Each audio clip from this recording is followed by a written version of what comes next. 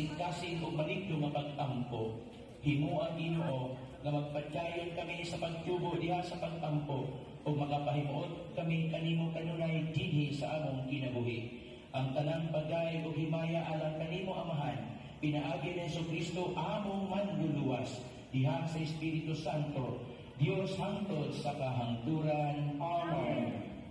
Ang Ginoo maana kaninyo, Mag-ausap kanimo. Ito po ang mga ulo kung akong pangaluon ang panalangin sa Diyos. ang